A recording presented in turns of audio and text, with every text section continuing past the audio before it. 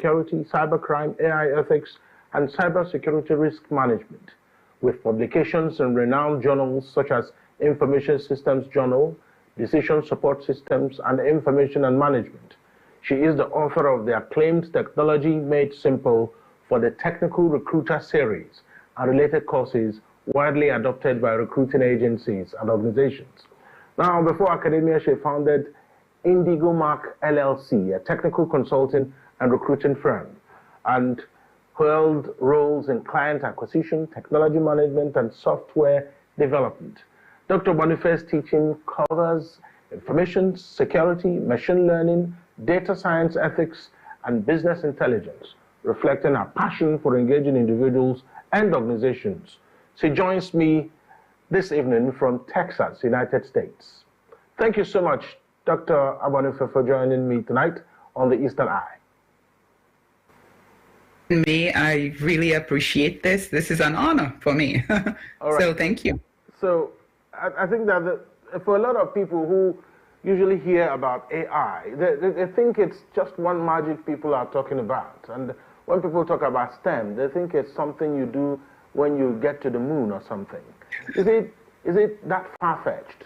Just help us unbundle the whole subject matter before we'll get deeper into the opportunities. What is AI? To someone in the streets of Enugu, how will the person understand what AI is all about? Okay, all right. Well, wonderful. So we can actually start with STEM, right? So STEM, today we know it as science, technology, engineering, and math. And it started in the 1990s. And when it started, it was called SMET, or SMET, S-M-E-T, which, didn't sound right. But in the early 2000s, somebody decided to change it to STEM, which sounds better. And so it's STEM is about those careers, science, technology, engineering, and math, that spur economic development in countries worldwide. And so any country, it's about creating courses and creating careers that are directing individuals to fine-tune what they're doing into those areas, because those are the areas that drive development. Those are the areas that drive economic development and innovation. So now we have AI, which is also part of STEM, right? AI is simply, right, it's a computer science field that focuses on how machines and systems, right, learn and behave in ways that have traditionally been known for us, ways that we have traditionally behaved, but now machines and technologies are behaving in the same way. Now, and I will just identify and just talk about, if you will, the idea behind learning, because that's a key part of what AI does, is that it learns from past behavior, right? And then uses that and keeps refining that learning and getting better with what it's doing until, a solution that we can accept. So that's simply AI, and I can talk till tomorrow about all the intricacies of AI and the parts of it. But I'll let you, talk to me or ask me any other questions you have. Yeah, absolutely. Thank you so much for setting the baseline for the conversation. Because in this part of the world, sometimes people want things quick. And you have a lot of people who want to make money, and they want to make it in 6 months. And is AI a gombute? I'm sure you know what that means. Is it quick returns on investment? Is it something you just venture into it and you're made already? So how much patience is needed for someone who wants to get involved in STEM research or STEM learning or machine learning or AI? All right. So there's so many ways to go about this question. But I'll start with answering it from the individual, right? From the individual perspective. So someone who is looking to they've heard about AI and all the development and all the advancement and all the opportunities that it creates. So I'll look at it this way. So I use a Venn diagram. I like Venn diagrams. So I use a Venn diagram, okay? So to look at AI. So AI would be in the middle. The individual is on one side, one circle in the Venn diagram. Businesses and industries is on the other side of the Venn diagram. Then the third circle in that Venn diagram could be the society, right? The society, government, and all of that. And then AI and STEM and all these courses and all these technologies that spur development is in the middle of it. So it affects us, it affects you as an individual, it affects the organization's growth, it affects, the society. So the idea is it starts with the individual, right? No matter what, right? It starts with the individual. If the individual should or could and should be able to learn something that will help them today, right? And there's so many formal educations that one can do. One can go learn computer science, stay in college for 5 years, and people have done that. That was where I started, right? But from where we are today, I would propose a more focused learning, right? So it's not about, hey, let's go and learn. And there's this place for mechanical engineering and all these wonderful courses. But from where an individual is today and trying to make ends meet and trying to find a way to fulfill the basic needs, like the hierarchy, the Maslow's hierarchy of needs, you have to eat, you have to clothe yourself, the security, and all of those things that form the basic needs that we all aspire for, right? So to get to those basic needs, there's employment where someone is able to take care of themselves and their families. I would say focus on a course, a STEM or a technology-related course that can help you start to make income, create some income for yourself tomorrow, or let's say in another 30 days or 60 days, right? And those are really focused. It could be doing things or learning courses or learning technologies that support STEM. It doesn't have to be particularly STEM. You don't have to do I'm a proponent for computer science. I love it, right? But from where someone is today, if they wanted to, they would then focus on specific things that will help you create an income. So whether that's in marketing technology, whether that is in UX, UI, these are courses that one can learn in 3 months, hopefully with directed learning that can help them begin to make an impact today, right? And so that's what I propose, and that's what I advise individuals who are looking to do something really quickly. And there's so many tools out there, so many AI tools out there that can help someone learn those things from today and be able to start benefiting from what they learned in the near future. So, I mean, I can talk about it some more. I have it. You know what?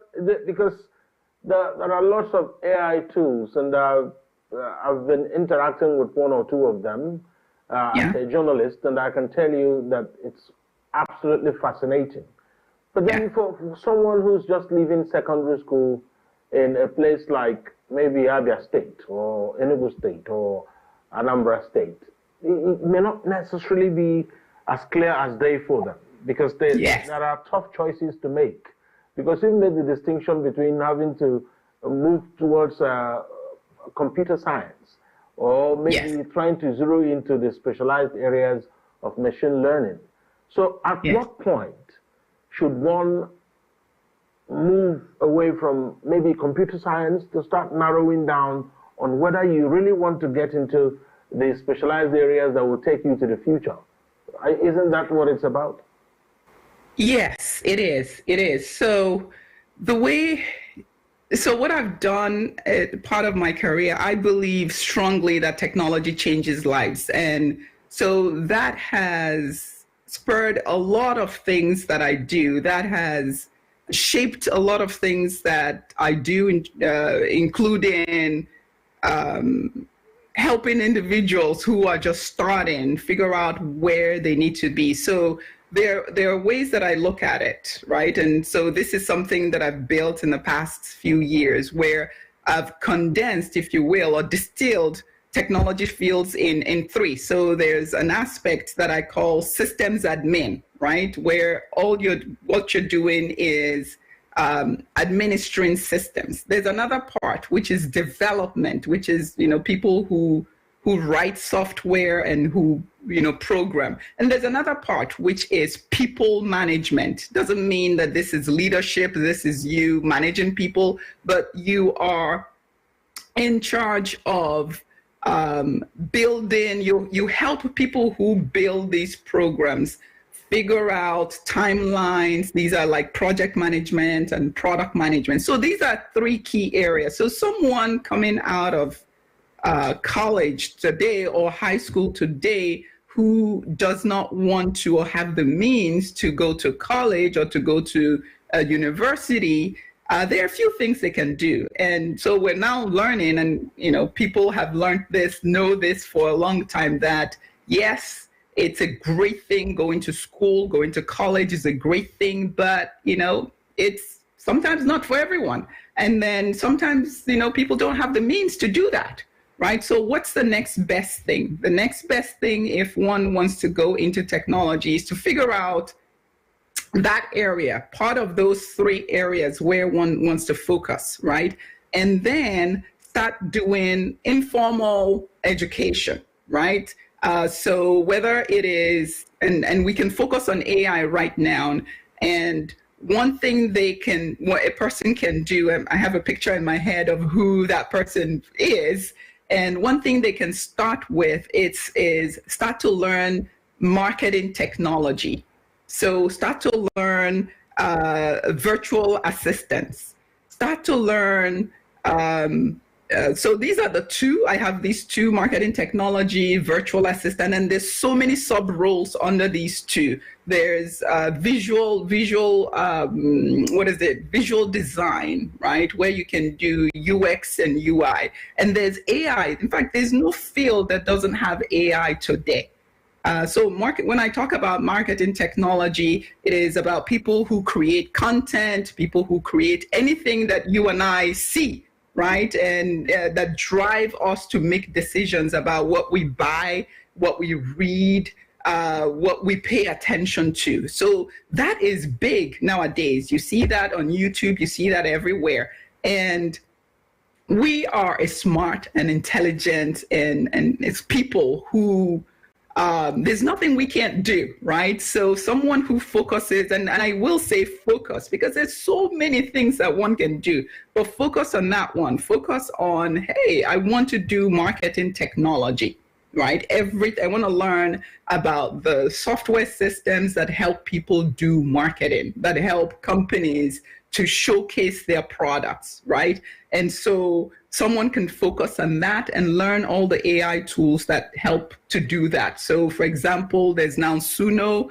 You might have heard about it, Suno.ai. It's an AI tool that helps with music, where one can create music, right?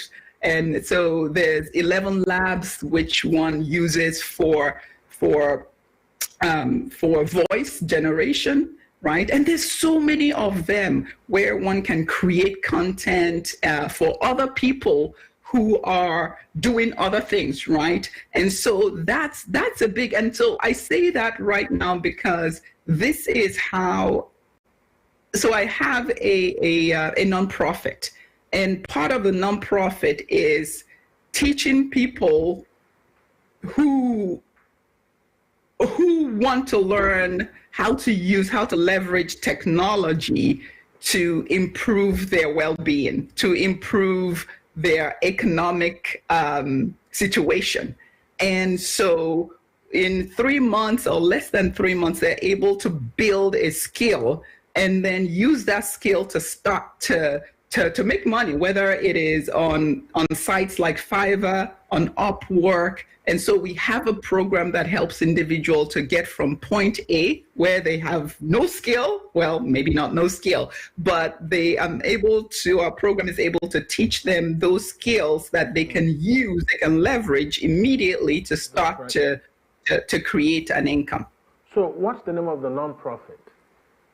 It's called The Restarter. The restarter.com is the nonprofit that I set up a year ago. And the idea is to help people to restart, right? Because they might have been doing something for several years, and now they are wanting to restart because the thing that they were doing for several years didn't work. And now it's, okay, I need to figure out something that will help me get to the next stage. And so I look at it in terms of education, first of all, and then the next stage is leadership, right? Leadership. So you have to be, no matter what's out there, someone has to lead themselves. And this is not, hey, I'm going to manage people, but this is self-leadership. That's right.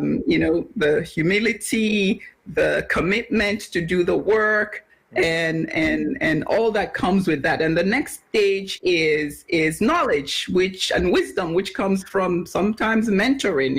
Who is mentoring you to get from point A to point B? So anyway, I'll let you. So yeah, that's it. Clearly, I want to know a little more about the nonprofit and how you interact with those who need some guidance. So it's more like a mentorship platform, isn't it, for people who need such skills? Yes. So yes. And so it is a mentorship. It's where we handhold people, if you will. And I know it's not a term people like to hear, but it is a practical term where, because there's so much information out there, you and I know you can go to YouTube and you can spend hours watching videos without learning anything that's substantial.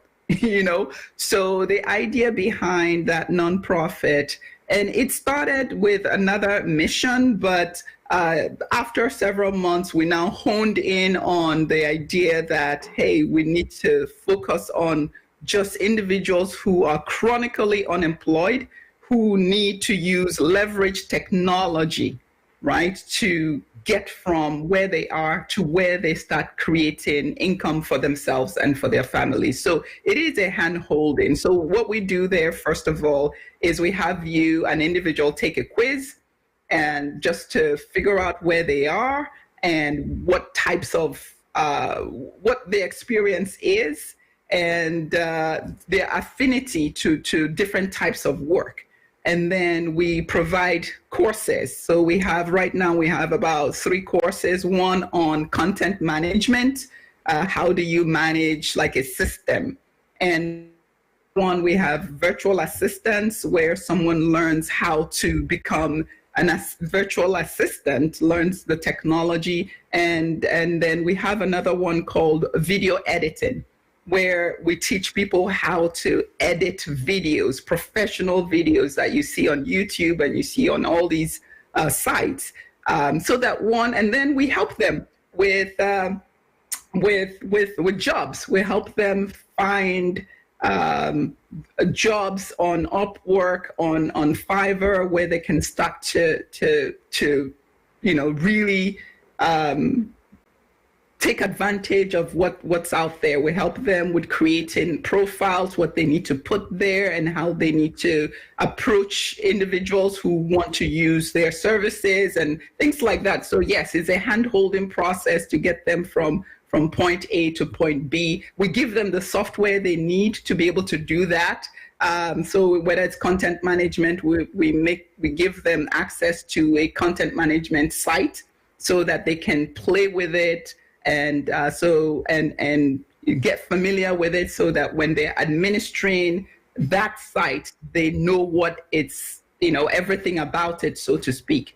On the video editing, we give them access to several AI-based video editing software where they can play with it and understand it so that they can do the job. So that's what we do.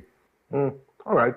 that seems like quite a lot, and I hope that the people are taking advantage of that platform. I would like to ask you how all this transforms to when you come back home, for instance, Southeast Nigeria. It's a very peculiar place where people want to get by. They want to make ends meet. But how do we have a convergence between being industrious, being very tenacious with your business, and then understanding the need to also leverage things like STEM and AI? Because I'm not sure that's quite happening now. And how can the Southeast take advantage of that?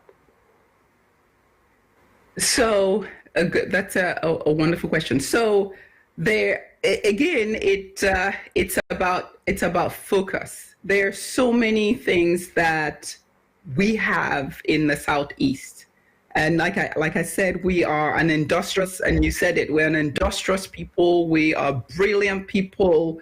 There's nothing that we set our minds on that we cannot do, literally. So, but it takes focus, right? And like there's so many things we can do, but it takes focus. You have to identify the one thing, right? The one thing that you want to do, whether it is,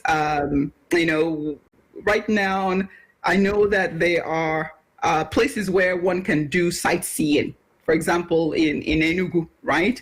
Are there individual, or just in the East in general, right? Are there people who can leverage that and leverage AI to make those sites, right, available to everyone in the world, right? Whether it's by pictures, whether, there's so many things that people do on other parts of the world that individuals in Nigeria can, in Southeast, for example, can focus on and say, okay, this is the one thing that I'm going to do, and I'm going to give it a year or 6 months. And like you said, it's not something that you can say, okay, I'm going to do this for just 3 days or 5 days. Sometimes growth and sometimes getting to where you want to go, it takes some time. And I know that for in my personal life, it does take time. Sometimes you try and it doesn't work. You try again, it doesn't work. But, that's that leadership thing. You have to persevere. So in Southeast, we have places that individuals from different parts of the world could come and see. Now, what are we doing to make these things available for people to see from anywhere they are? So that's one. Our music is another big thing that I've seen. I saw your program on Flavor. That was very exciting to watch. So this is a big export that we have, and just trying to see what else we can do with it is just incredible. Another thing, let me see what else we can do here. So the ones that I've mentioned are marketing technology, right here. What can we do with marketing what we have, so that, and using AI tools that many of them are free now. What can we do with those tools to make and to market what we currently have, and make it available to the world? That's the one thing that I'm passionate about, that I think that when we focus on will take us to the next level. All right. We will take a break. When we return, we'll find out from you how you think government can support AI growth in Southeast Nigeria, and how the universities and the tertiary institutions around it, and even the secondary schools, can latch onto the opportunities offered by STEM and AI. Stay with us. We'll be right back on the Eastern Eye.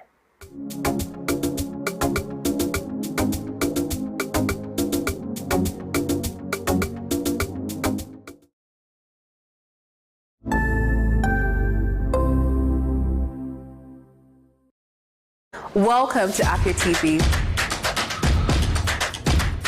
your go-to channel for excellent news and incredible shows that keeps you IEI, that is, informed, entertained, and inspired. Need a break? Ladies and germs, welcome to Lunch Break on Afia TV. Join Choco to vibe and chill on Lunch Break at 2 p.m. for the latest trends in music and entertainment. Not like I have big money. Dive into the world of innovation and creativity with Rochelle on Unka. It means art in English. Where creative minds and groundbreaking ideas come to life. Tune in every weekday at 8 p.m. Do not miss Afia TV Official, your perfect dose of laughter, where they discuss what is currently trending on social media every day at 5:30 p.m. on Afia TV. But in this economy, the savings will save you, man. And that's not all. Stay tuned for more exciting shows on Afia TV. Catch us on DSTV channel 254 and GoTV channel 17.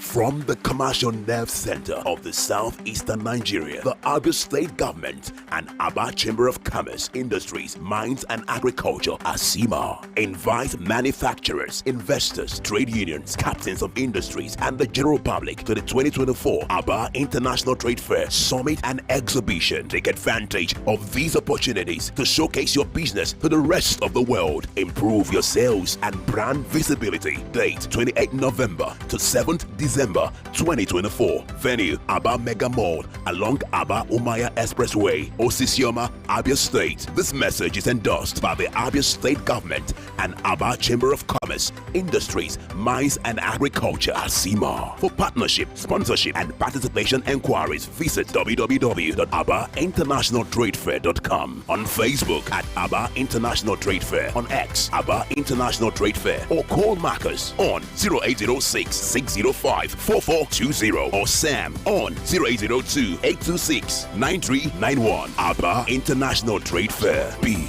a part of it.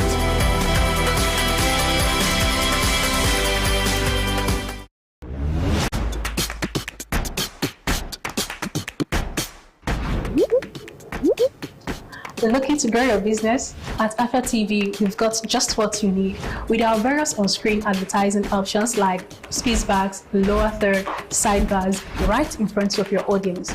With our lower third, your brand messages appear during the most viewed programs on TV, allowing your audience to see your message without interrupting their TV experience. Now, if you want to go big, our speechback is ideal because it puts your brand messages on spotlight without interrupting viewers' experience. With our sidebars, your brand messages also takes the spotlight on our screen, ensuring brand exposure. These advertising options are affordable, effective, and designed to drive results. Get started today and watch your business shoot up. For more inquiries, call the numbers on your screen.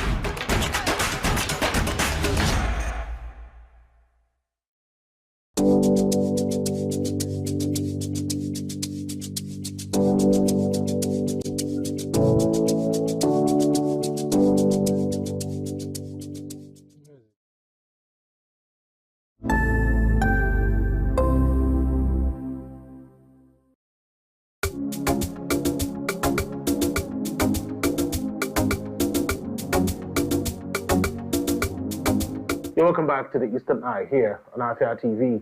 It's a program that x-rays the political, social, and economic developments around us. I'm still talking with Dr. Obi Abuanufe, an assistant professor in Information Technology and Decision Sciences Department at the University of North Texas. So, of course, she's joined me from Texas tonight on the Eastern Eye. I'm not quite sure whether it's night where she is, but it's night right here. So we'll stand our ground that she's joining us tonight. So thank you so much for staying on the line. So we'd like to find out how government can play a part in making sure that people really come to terms with the reality that AI and STEM, that they have come to stay. That is, this is not like they will discuss in politics separation of powers or whatever it is they want to talk about, constitutional reforms. The AI is here, and it's here to stay. And do you think that the government around there that are paying attention, are they aware that there is an AI revolution and STEM learning revolution going on? Well, I think that the every government has a part to play in growing capacity in STEM, in programs that spur economic development. One is that it keeps them competitive, right? Economically competitive. So this is one thing we've seen with AI right now, is that countries around the world are building capacity. They are trying to increase learning and training and educating their people. And so why not? I think that in the Southeast, in the States, and in Nigeria in general, that AI has come to stay in the same way that we talked about STEM has been around for years, and countries have. And I am a recipient of a program that was built to grow capacity. So when we started the program, you said I was a recipient, and I'm still a recipient of NSF, a foundation, a National Science Foundation that sponsored part of my education, right? And that's why I'm still doing what I'm doing. That's why I am still in cybersecurity. So part of it was sponsoring me and other students to learn STEM, to learn cybersecurity, and then to be able to teach it and to be able to work in that area. So I've benefited from it, and not just that I've benefited from it, it has put me in a position where I'm now giving back. I'm now able to teach other people how to use the skill sets that I learned from the program. And so, yes, I think that the government could and should do the same. And I think they're doing it, and in different areas, but in STEM, in AI, it has come to stay. And it's going nowhere. It's going to grow, and it's going to grow. So governments who take advantage of it, who train and build capacity in these areas, will grow with it, right? So whether it is programs that support, that pay for other people's education, to learn these skill sets. And it doesn't have to be a 4-year, 5-year program. It could be a 1-year program to learn development, to learn. I said it can be a masterclass. So Yes, it could. Yes, absolutely. It can be a graduate program that's 1 year or 2 years. It could also be a program that's set up by other individuals that just want to teach something that's very focused, right? Something that is, okay, let's teach statistics. Let's teach the basics of AI, because yes, we hear AI, but the basic is statistics, right? That's where all of it is. So teach that basics, teach the machine learning frameworks so that people know what this thing is, because we're talking about it and we're using programs that have been created by other people, but the foundations of it, we still need to understand that.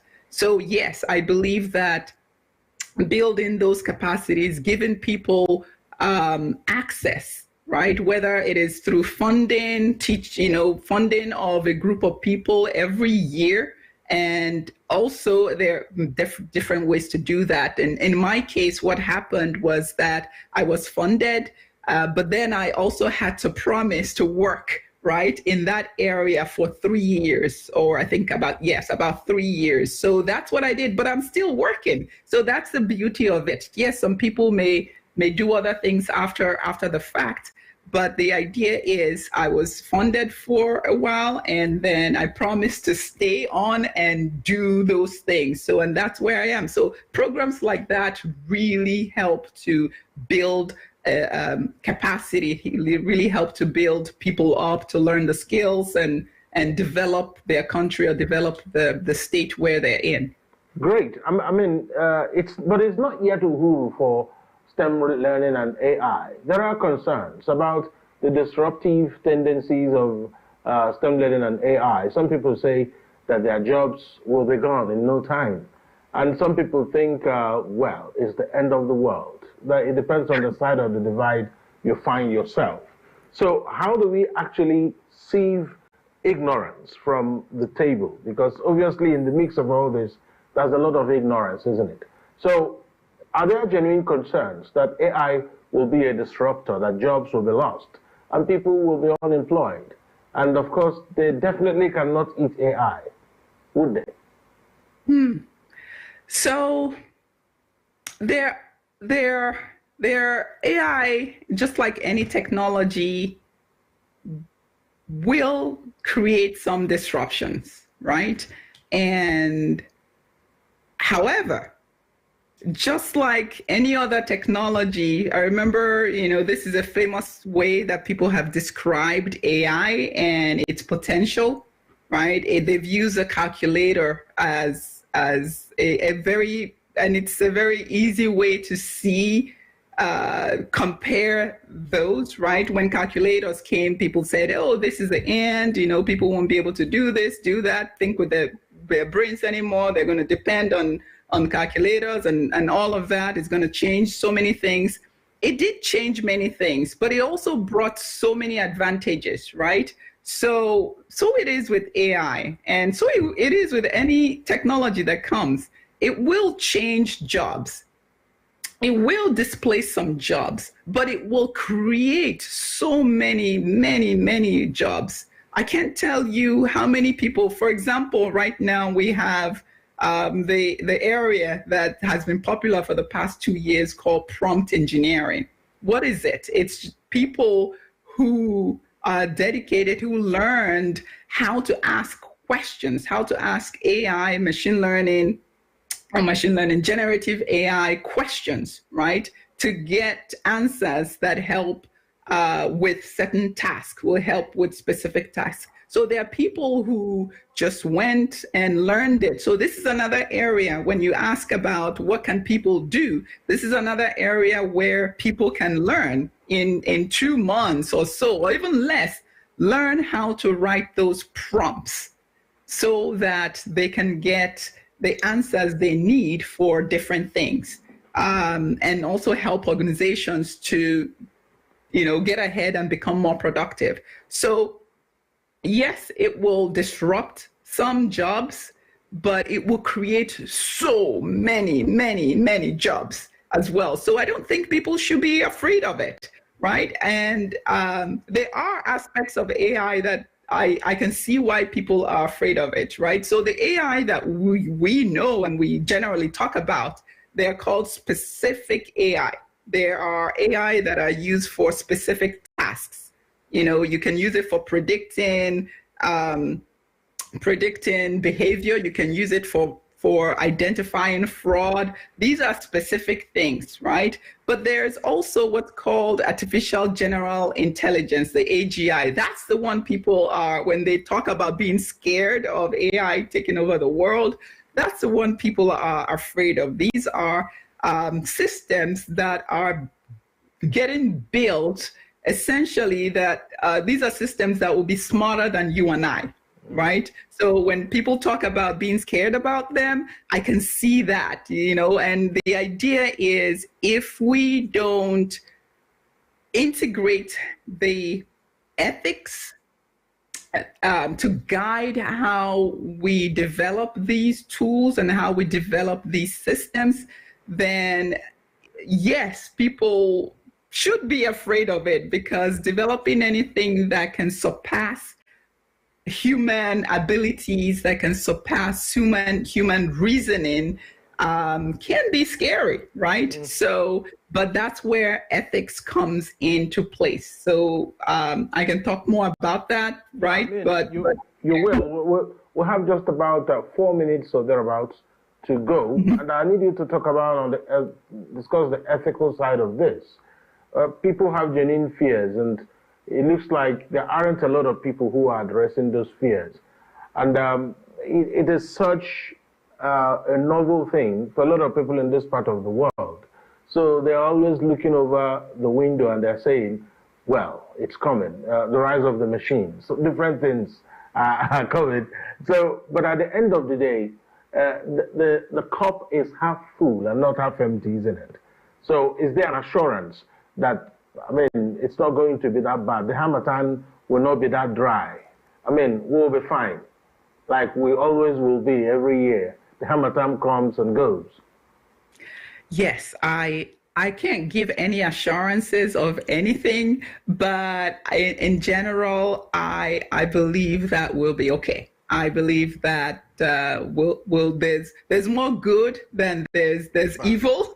So I believe that we'll be okay. So the ethics in general is just a study in philosophy that guides the morality around how we make decisions, how we make moral decisions that are right or wrong. So it focuses on how we make those types of decisions. So ethics in AI is about how the moral principles that guide how these systems are built, right? Whether the systems are built, no one wants to build, I don't think that people go around trying to build AI that will harm other people, but inadvertently, the way it is built, if attention isn't paid to how it is built, it then has some issues. It then could cause harm. So that's why the study of ethics, AI ethics, now becomes very important, because now people are paying attention to all aspects of how the AI is built to ensure that it doesn't harm people, to ensure that it doesn't systematically favor one group over the other. Okay. So, yeah. We're in fact out of time, but I need you in a minute to tell us, because it looks like there's one more thing you're doing that you haven't told us. So this will be a good time to tell us in a minute and a half or so. So talk to us about that other project. All right. So thank you for asking. I appreciate that. So this is around my guiding principle, if you will, which is technology changes lives. And so what I've started to do based on my experience, so I've had about 30 years experience right now in just doing technology and teaching technology and doing research in this area. And so what I found just talking with individuals is that there is a need. With all the information that's out there, people still need a targeted and a directed way to go from where they are to where they need to be in a technology field to get a career in technology. So what I've started to do is to create a program where someone who wants to transition to technology, whether they've been working in a different industry in the past, whether as a nurse or any practice, what I now do is to help them use the skill sets that they've built in the past and not have to throw it away. Because like I said, every industry uses technology. So the idea is, let me help in one way or the other, show you how you can transition from what you're doing into a technology-related area in your field or another field, if you will. So that's the program that I'm building to help people transition to technology. It's called Technology Roles, technologyroles.com. So that's what I'm doing. All right. Thank you. And I wish you all the best with all those projects, and wish you all the best with all the endeavors. Dr. Obi Obanufe, Assistant Professor in the Information Technology and Decision Sciences Department, University of North Texas. Thank you. Thank you for your perspectives on the Eastern Eye tonight. Well, I will invite you again to discuss on other aspects of your field. Thank you. Thank you. Thank you so much. I appreciate it from my heart. Okay, then. That's the Eastern Eye for tonight. And of course, up next will be our program Nka. My name is Alex Obodo. Good night.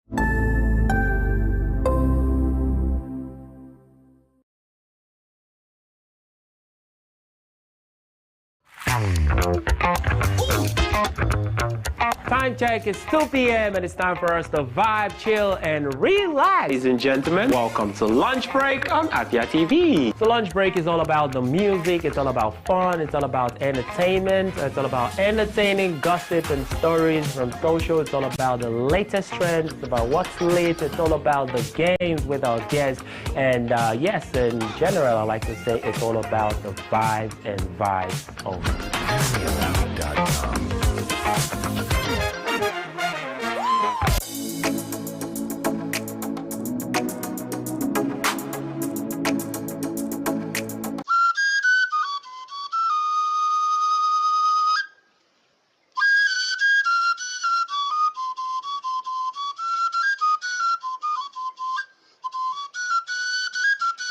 You've often wondered, what does it mean to be Igbo in today's Nigeria? You know, what's the intersections? What are the conversations we're having about our Igbo spirituality, culture? An example is people wearing red cap. You know, everybody wears red cap. Are they entitled to wear it? What does Nzenozo mean? What does Igbo spirituality mean? How have we changed as a society over the last 20, 30, 50, 100 years? Every Thursday, 6 p.m., if you want to know more on libations, as I have a conversation with different people from all walks of life whose common thread is being Igbo, or doing business with Igbo, or living in Igbo land. What does it mean to be Igbo in today's Nigeria?